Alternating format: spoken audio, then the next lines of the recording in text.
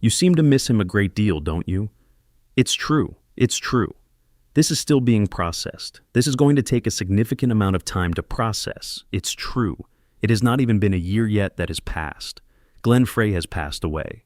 There is no sound coming from Don Henley. Then he opens his mouth. So it was. What transpired was pretty unexpected. We believed that those health issues were under control, despite the fact that they had been there for some time. You are not going to be telling an old narrative here. There is a wound that has not healed and may never heal, and this is the topic of discussion. During the construction of Eagles, two individuals collaborated and shared everything. Glory, fatigue, trust, and rage are among the emotions that are experienced. We are all thankful and honored for the opportunity that has brought us all together this evening on this suspicious occasion, as well as for the good fortune that has provided us a chance to be here. The Eagles were a band that played music in a very high-pressure atmosphere, but they maintained a pretty laid-back attitude. Frey's departure meant that Henley was losing more than simply a co-star. It was as if he had forgotten themselves. However, it was just that loss that pushed him to reveal his thoughts, to affirm rather than to go back and look at the past. Some relationships are indescribable, and the only way to experience them is via the absence of the other person. And when Don Henley finally spoke, it was made quite apparent. This is not merely a death. A period of time has come to an end. Glenn Frey gave up his fight against the complications of rheumatoid arthritis, ulcerative colitis, and pneumonia on January 18, 2016, in New York. He had been battling these conditions for a very long time. Due to the fact that his health had dramatically deteriorated since late 2015, the band was forced to abandon a number of plans, one of which was a memorial performance at the Kennedy Center Honors. The departure of Frey was not completely unexpected. Yet, for Don Henley, it was a blow that struck him right in the center of his most fundamental life.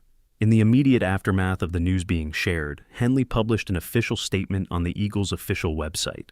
The statements in question were not merely a declaration made in public. In a number of interviews that took place after the event, Henley repeatedly brought up that particular topic. He and Frey shared a connection that was like blood, one that transcended time and the tensions of the past. Henley refers to Frey as the person who initiated everything, the person who ignited the Eagles, and the individual who was always prepared with a strategy. The event was more than just an homage. It was a recognition of the fact that the Eagles would not exist in the band's current form if Glenn Frey had not been a member. It has been freely stated by Henley that the meeting with Frey in 1970 was the moment that transformed his life permanently, and that influence has never diminished over the course of the decades. There is more to the emptiness than just words reflecting it. When Glenn Frey was mentioned on stage in performances that took place after 2016, Don Henley frequently remained mute and instead continued to linger for a moment before speaking. When Deacon Frey, Glenn's son, took the stage to sing "Take It Easy," Henley's eyes always turned toward the wings, as if he were still waiting for Glenn to come back after his absence. Although the presence of Deacon does not take the place of his father, it does serve as a bridge that enables Henley to keep a link to the memories he has of his old buddy and the respect he has for him. It has been reported by a number of individuals working in the music industry that after Frey's passing, Henley became more reserved and frequently missed public appearances. It seemed as though he was trying to evade the truth that a portion of it had come to an end by focusing on the Eagles' tour and avoiding conversations about the band's career prospects. In response to the question of whether or not the Eagles were still active in the traditional sense, Henley straightforwardly stated, "No, but we still have music to keep them around." Don Henley has never created a fake picture of sadness, has never shed tears on television, and has never issued special releases in an effort to win over the public since the year 2016.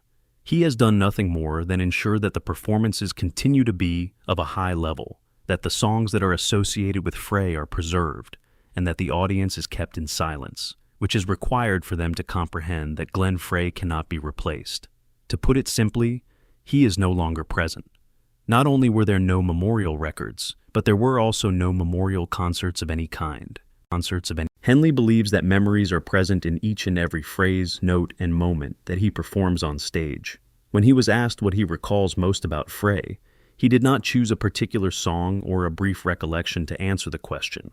"I recall hearing his voice in the recording studio," he said. "I will never forget how he would meticulously adjust each and every note and syllable.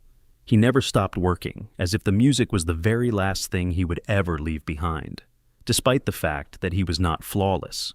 Glenn Frey and Don Henley had a complicated relationship during their time together.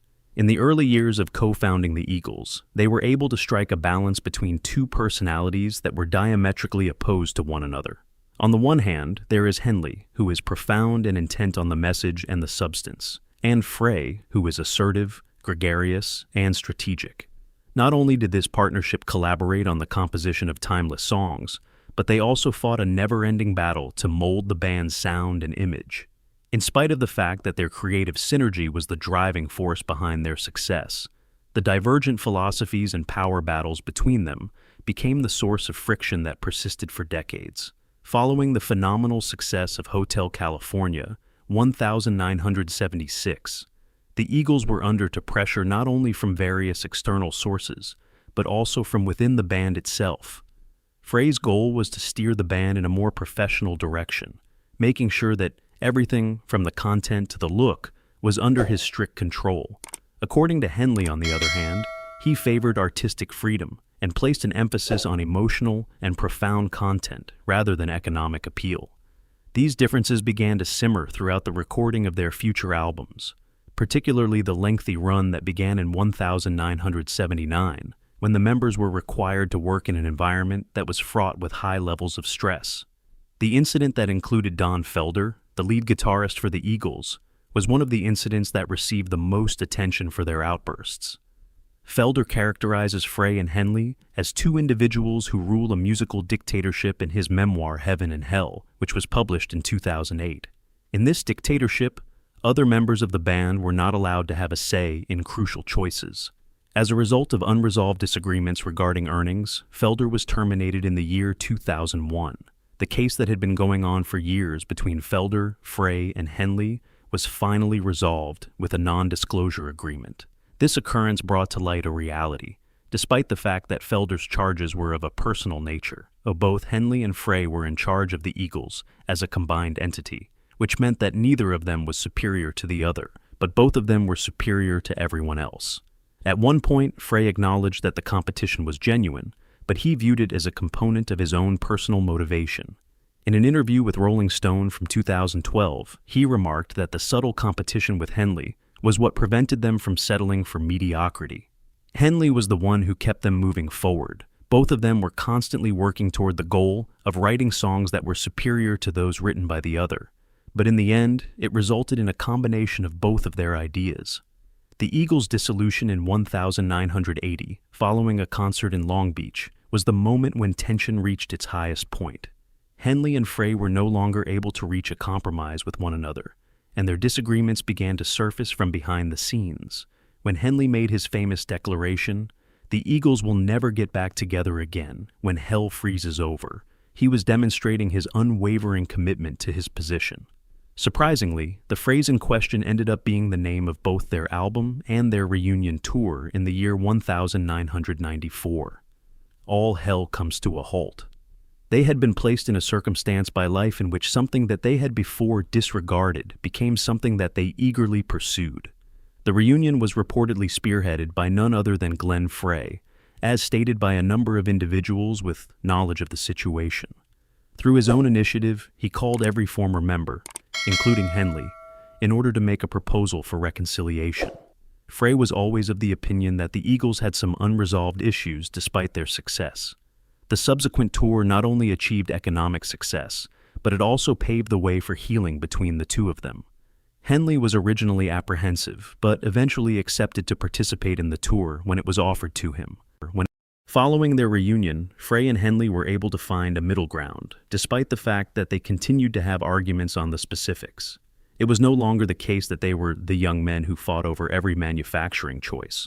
On the contrary, they had evolved into men who were aware of the fact that differences could live with proper respect. After some time had passed, Henley thought on the history of the Eagles and admitted that Frey was the one who never gave up on the band, even when everyone else had given up on them. The passing of Glenn Frey marked the conclusion of a controversial period in the annals of global history. Henley was the one who communicated this point the most clearly, and it looked as though the tensions that had previously existed between them were no longer relevant. During interviews conducted after 2016, he never denied the previous difficulties, but he highlighted that the most important thing was the strength of their relationship being the focus of attention. It was not that they did not have problems, rather, it was that they had collectively triumphed over those problems. We need to go back to the point when they started from scratch, a location where everything was born in the midst of a Los Angeles that was full of opportunities and problems, in order to obtain an understanding of why two people can work passionately while also constantly clashing with one another. In the year 1970, Don Henley relocated from Texas to Los Angeles with the band Shiloh, while Glenn Frey traveled from Detroit to Los Angeles with the band Long Branch Pennywhistle. Both of these individuals are considered to be the founders of American music. Young musicians who were eager to leave their mark in the quickly developing wave of American music were involved in the project. They had a chance encounter at the Troubadour, a well-known live music venue that has played host to a tremendous number of iconic musicians. The meeting of those artists was more than simply a chance encounter. It was the beginning of a journey that would ultimately revolutionize the music scene in the United States during the 1970s. David Geffen, who would later become an important factor in the founding of the Eagles, was the record label that signed both Henley and Frey. Frey was also a member of the Eagles. During the time when Linda Ronstadt was getting ready for her summer tour in 1971, she and her manager made the decision to recruit Henley and Frey as the supporting band. Bernie Leadon and Randy Meisner were also hired that year. During the time that Frey and Henley were performing together, they rapidly became aware of the fact that they shared similar approaches to their work, musical preferences, and artistic aspirations. The notion of becoming an independent band was conceived during the tour, which was the source of inspiration.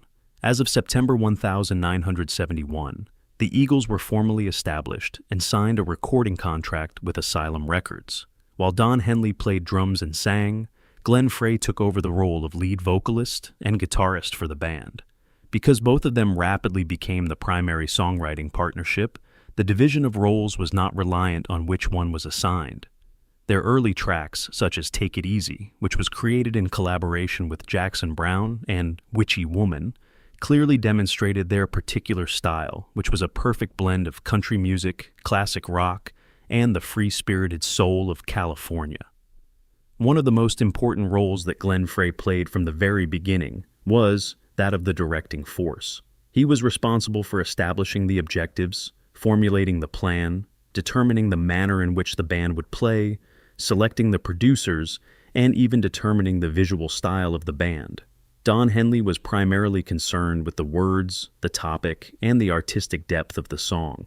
Throughout the entirety of the Eagles' tenure, Frey was the one who was responsible for propelling the band ahead, while Henley was the one who was responsible for holding the band back. After achieving this equilibrium, the Eagles were able to establish a strong foundation for their whole composition and performing approach. The debut album, which was published in 1970, earned success within a short period of time, with various singles that stood out. Desperado, a concept album by the Eagles, was released in 1973. The album was developed around the imagery of the Wild West cowboy. Desperado is evidence that Henley and Frey were able to construct a project that transcended mere economic appeal and had a distinct message, despite the fact that it did not sell as well as their later albums. The song's title track, which was imbued with a feeling of skepticism and fragility, became one of the most memorable songs that Don Henley ever recorded. 1976 was the year that Hotel California reached its pinnacle.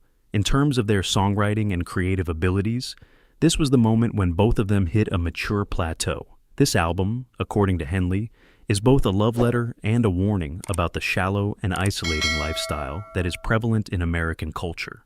When it came to selecting the ideas and forming the images, Glenn Frey was a significant contributor, while Henley was responsible for establishing the tone and the overall message.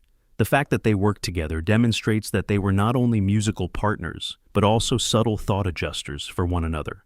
As a result of their achievements in terms of money, accolades, and recognition from professionals in the industry, the Eagles became a sensation on a global scale. More crucially, however, they were responsible for the formation of a distinctive style that was a combination of rock, folk, and country music, and became known as the California Sound. It is not only Frey and Henley who were responsible for the creation of that style, but they also made it into a national symbol. The music they created was so pervasive that it was heard on radio stations, cassettes, television, and even the narratives of American life during that time period. Beginning in 1971 and continuing until 1980, Don Henley and Glenn Frey shared the strongest connection of their lives. However, there are some distinctions. During this period, they were dependent on one another in order to make it through the challenging industry. Without Frey, it is possible that Henley would not have been able to establish a stable foundation. Without Henley, Frey did not have a powerful counterbalance to dispute every decision that was of critical importance. On account of this, it should not come as a surprise that Henley later commented on the situation and stated, "We started from scratch, and we couldn't have done it without either one of us. When the stage lights go down, both of them will have to learn how to stand on their own, which will be both a struggle and an opportunity for them to establish themselves. However, no trip is ever going to last forever in one direction." Immediately following the dissolution of the Eagles in 1980, Don Henley and Glenn Frey went on to pursue two distinct solo careers. Both of them carried the influences that the other had left on their musical thinking and how they shaped themselves, despite the fact that they were no longer together. There was no silence from any of them, nor did they disappear from the music world. Both Henley and Frey, on the other hand, have established themselves as separate artists in addition to being members of the Eagles. They have achieved their own unique strides in their respective careers. In the past, Glenn Frey was interested in pursuing a musical style that was characterized by pop rock and light tunes, which were ideal for mainstream radio at the time. Early on in his career, he achieved success with songs such as "The Heat Is On," which was used as the theme song for the film Beverly Hills Cop, and "You Belong to the City," which became internationally famous after being featured in the television series Miami Vice. Frey demonstrated his versatility as an artist by combining his work in the fields of music and television. In addition, he appeared in a number of films and television shows. During this time period, his style was extremely commercial, easily accessible, and conveyed a strong feeling of amusement. Don Henley, on the other hand, went in a direction that was more profound and introspective. Construction of the Perfect Beast, released in 1984, and The End of the Innocents, released in 1989, are two albums that eloquently demonstrate his societal concern and his personal touch in composition. Dirty Laundry represents a critical stance on the media and American society, while the song "The Boys of Summer" is a perfect example of how Henley employs images to generate emotions. Both songs are examples of Henley's use of imagery. The works of Don Henley have not only garnered praise for their subject matter, but they have also been commercially successful, so establishing his position as an independent artist that is on par with his achievements during his time with the Eagles. Throughout the 1980s, both parties kept their distance from one another. Despite the fact that neither party made any public attacks or contributed to the disagreement, there was no reunion and no regular communication between them. Glenn Frey is said to have been the one who initially began considering the possibility of rekindling their love and bring the Eagles back to life, as stated by certain sources. Frey maintained contact with the previous members for a considerable amount of time in order to maintain the connection. It was not a lack of financial resources that led to the reunion. Rather, it was a sense that the Eagles had not yet reached their full potential. Following a breakup that lasted for 14 years, the Eagles got back together in 1994 to release the album and tour Hell Freezes Over. This renowned phrase by Don Henley, which acknowledges that there are times when people have to swallow their pride in order to pursue something that is more important than their own egos, served as the inspiration for the name. Not only was the tour an economic success, but it also served as a catalyst for the re-establishment of Henley and Frey's friendship. After then, they continued to collaborate for more than 20 years, which ultimately resulted in the Eagles becoming one of the touring bands with the highest grossing albums in the world. During this time period, Frey continued to fulfill the function of organizer, which included the planning of tours and albums. The quality of the music and the message remained consistent thanks to Henley's determination to retain his position. It was partly because they had passed past the phase of needing to establish their egos, and partly because they knew the genuine worth of coexisting on stage, that the two no longer argued as frequently as they had in the past. With the release of Long Road Out of Eden in 2007, the Eagles made their return to the studio for the first time in almost 3 decades. The band's songwriting career progressively slowed down, despite the fact that constant concerts were held all over the world, with millions of tickets being sold. This was the case despite the excellent commercial reception this band had. In this point in time, the connection between Henley and Frey was no longer about songwriting. Rather, it was about preserving and guarding the history of the Eagles. Following Glenn Frey's passing, Don Henley was the one who continued to uphold that spirit.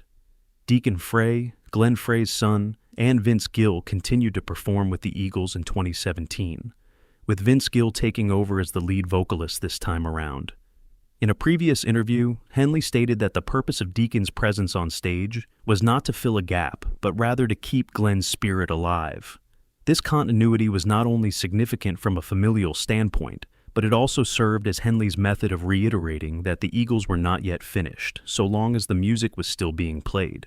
Don Henley and Glenn Frey collaborated once again to write the final chapter for the Eagles, despite having gone in different directions in their careers. When they were no longer the young guys who argued over every aspect, they transformed into partners who had the common objective of preserving the worth of what they had produced. Then, when one of them was left behind, the other had to make a decision on how to proceed and maintain that flame in the midst of silence and anticipation, the final person to care for the flame. Following the passing of Glenn Frey, Don Henley became the lone representative of the Eagles that the band had. Because he was no longer able to collaborate with his songwriting partner in order to share the spotlight and the responsibility of leading the band, Henley transitioned from the role of co-founder to that of a custodian of the legacy. Rarely does he go into further detail about the future of the Eagles when he is interviewed. Instead, Henley is concerned with the here and now, with preserving the liveliness of the music, preserving its quality, and paying tribute to its essence. In 2017, the Eagles made their comeback to the stage with a lineup that had been modified. Glenn Frey's son, Deacon Frey, and Vince Gill were the ones that took on the lead vocals. Deacon's inclusion in the band was something that Don Henley publicly advocated for, as he saw it as a means to maintain a portion of Glenn's presence in the band. This inclusion was not just about preserving the characteristic sound of the band, but it was also about sustaining the emotional link that existed between the audience and the musician who had passed away. It was not Henley's intention to look for someone else to take Frey's place. It was his intention to make certain that the memory of him was honored in a manner that was both natural and respectful. Throughout the concerts, Henley does not make a lot of statements. It is a tribute that he allows the music to serve. When Deacon performs Take It Easy, or when archival footage of Glenn Frey is shown on the big screen, the audience is able to get the message without the need for any further explanation. Not only is this not a tribute concert, but it is also not a method to make money off of a legacy. This modest and steadfast continuation of their roots is what sets them apart. In the year 2024, the Eagles began their residency at Sphere Las Vegas, which is widely considered to be one of the most cutting-edge stages in the whole globe. The fact that they were able to earn more than $42 million from their first 8 performances is evidence that their music continues to have a great deal of appeal. Henley is still the driving force behind the show, orchestrating it and ensuring that it continues to be of high quality, despite the fact that he is getting up to 80 years old. It is not the expansion of the brand that motivates him to persevere. Rather, it is the protection of the legacy from being degraded by the passage of time and disappearance. The power disputes that occurred in the past inside the band have been resolved. It is Henley who serves as the moral compass, the person who has the final word on critical issues, but he does so in a manner that is no longer domineering. That was something that Glenn Frey did when he was still living. Henley is the one who is now responsible for bearing that obligation. He does not consider it to be a must. Rather, he considers it to be the sole means by which they can show respect to the one who collaborated on the writing of the first chapter of their journey. The Eagles have decided to cease their active existence by the year 2025 with the intention of releasing new albums. The musical experience that they bring to the stage is genuine, and they manage to keep the spirit of the 1970s intact. At one point in time, Henley expressed his opinion that he does not believe the band should produce additional items since the legacy they have left behind is sufficient for the public to experience the genuine essence of the Eagles. Not only does that music transcend time, but it also becomes a part of the common memory where Glenn Frey is constantly present without the need to be named. If you find yourself experiencing something in this narrative, whether it be a lingering sense of melancholy, a calm sense of appreciation, or simply a friendship that endures even the passing of time, then please leave a like. Spread the word about this film to everybody who has ever had a passion for the Eagles.